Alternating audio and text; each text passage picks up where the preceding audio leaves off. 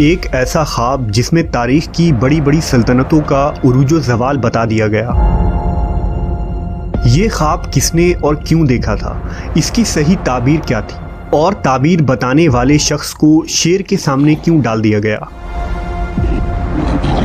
آج ہم اس ویڈیو میں حضرت دانیال علیہ السلام کا مکمل واقعہ پیش کریں گے۔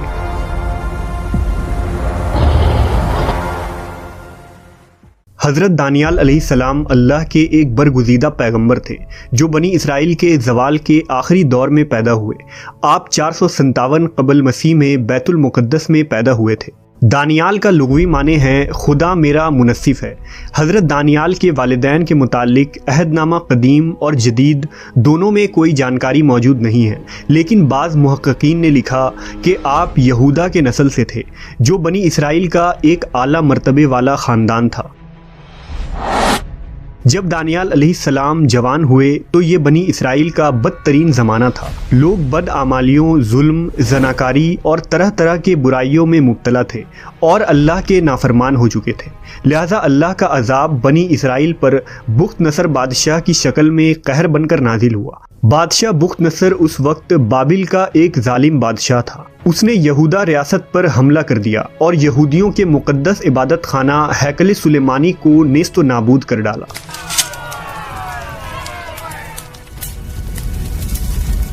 حضرت دانیال کا یہ ماننا تھا کہ بنی اسرائیل چونکہ فسق و فجور اور برائیوں میں مبتلا ہوئے ہیں، اس لیے بخت نصر کا حملہ خدا کی طرف سے ان پر ایک مار ہے اور اس کی جانب سے دی جانے والی سزا بالکل درست اور منصفانہ ہے۔ بخت نصر نے یروشلم کو تباہ کر ڈالا اور بے دریغ لوگوں کا قتل عام کیا اور باقی بچے لوگوں کو قیدی بنا کر بھیڑیوں کے ریوڑوں کی طرح ہانک کر بابل لے گیا۔ انہی قیدیوں میں حضرت یرمیہ اور حضرت دانیال علیہ السلام بھی شامل تھے۔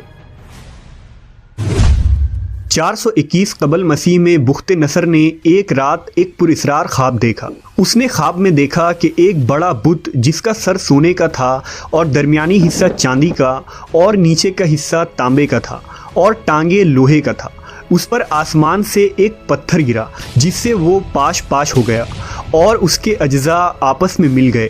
وہ پتھر اتنا بڑا ہو گیا کہ تمام زمین اس سے بھر گئی۔ بخت نصر اس خواب سے حیران ہو گیا۔ اس نے اپنی پوری سلطنت سے کاہنوں اور نجومیوں کو بلایا اور ان سے خواب کی تعبیر جاننی چاہی، لیکن اس عجیب و غریب خواب کا مطلب کوئی نہ بتا سکا۔ کسی نے بخت نصر کو مشورہ دیا کہ خواب کی تعبیر دانیال سے پوچھا جائے۔ حضرت دانیال کو اللہ نے خوابوں کی تعبیر کا علم عطا کیا تھا۔ اس وقت آپ علیہ السلام قید خانے میں بند تھے، لہٰذا انہیں بخت نصر کے سامنے پیش کیا گیا۔ اس زمانے میں یہ رواج تھا کہ بادشاہ کے سامنے حاضر ہونے والا شخص اسے سجدہ کرتا تھا، لیکن حضرت دانیال بخت نصر کے سامنے تشریف لائے تو آپ نے اسے سجدہ کرنے سے انکار کر دیا اور فرمایا، سوائے خدا کے کسی کے آگے سجدہ جائز نہیں۔ اس پر بخت نصر خاموش رہا اور اس نے کچھ نہ کہا، کیونکہ اسے پہلے اپنی خواب کی تعبیر جاننی تھی۔ جب اس نے اپنا خواب بیان کیا تو اس کا خواب سن کر آپ علیہ السلام نے فرمایا، اس بت میں جو تو نے سونے کا سر دیکھا وہ تو ہی ہے، اور تیرے بعد ایک اور سلطنت برپا ہوگی جو تجھ سے چھوٹی ہوگی، اور اس کے بعد ایک اور سلطنت تانبے کی جو تمام زمین پر حکومت کرے گی، اور چوتھی سلطنت لوہے کی طرح مضبوط ہوگی، اور جو تو نے دیکھا کہ اس کے پاؤں اور انگلیاں کچھ تو کمہار کی مٹی کی اور کچھ لوہے کی تھیں، سو اس سلطنت میں تفرقہ ہوگا، اور ان بادشاہوں کے ایام میں آسمان کا خدا ایک سلطنت برپا کرے گا جو ہمیشہ قائم رہے گی، اور اس کی حکومت کسی دوسری قوم کے حوالے نہ کی جائے گی۔ پھر حضرت دانیال نے فرمایا، جلد ہی تیرے حکومت کا خاتمہ ہوگا اور دوسرے اقوام یعنی فارس، رومی اور یونانی غالب آ جائیں گے۔ حضرت دانیال علیہ السلام کی قابلیت دیکھ کر بادشاہ بخت نصر نے ان کو دربار میں نوکری بخشی۔ بادشاہ ان کی عقل مندی اور ذہانت سے متاثر ہو گیا۔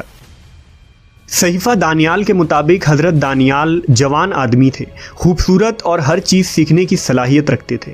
ان کی سمجھ بوجھ اور حکمت کی وجہ سے ان کو دربار میں جگہ مل گئی، اور بادشاہ بخت نصر جب بھی کوئی سوال کرتا تو حضرت دانیال کاہنوں اور درباریوں سے زیادہ مدلل اور بہترین جواب دیتے تھے۔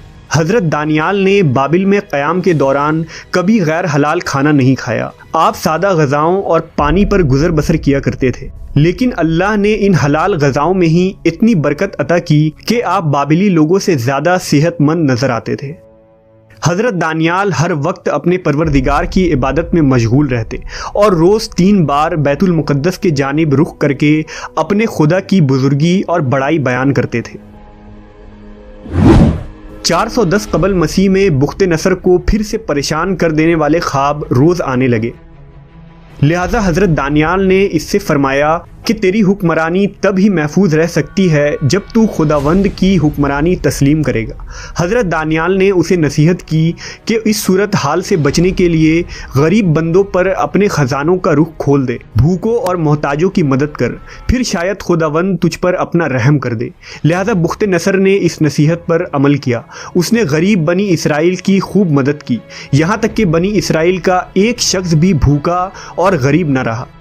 لہذا بخت نصر پر آنے والا عذاب ٹل گیا اور ملک کے حالات بہتر ہو گئے۔ 397 قبل مسیح میں بخت نصر کی موت ہو گئی۔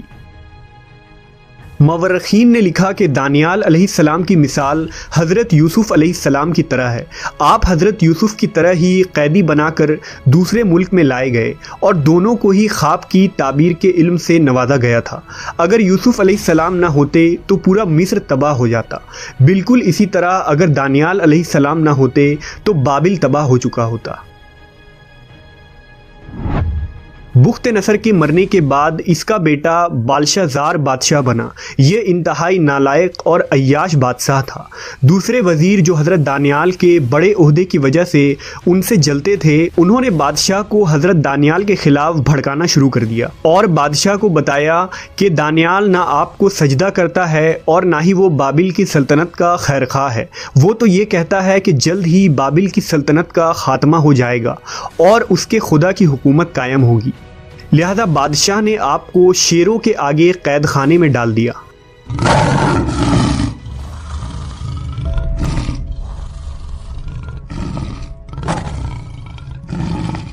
جب حضرت دانیال علیہ السلام نے شیر کے سامنے خود کو بے بس پایا تو آواز لگائی کہ اے خداوند، میں مدد مانگتا ہوں، جس کے آگے یہ شیر بھی اپنا سر جھکا دیتے ہیں۔ اللہ کی قدرت سے شیروں نے آپ کو کوئی نقصان نہیں پہنچایا، اور بعض روایتوں کے مطابق اس وقت قید خانے میں فرشتہ جبرائیل نازل ہو گئے اور شیر فرشتے کو دیکھ کر سہم گئے۔ صبح ہوئی اور جب لوگوں نے قید خانے میں جھانکا تو دیکھا کہ حضرت دانیال صحیح و سلامت اندر موجود ہیں اور شیر ایک کنارے پر بیٹھا آرام کر رہا ہے۔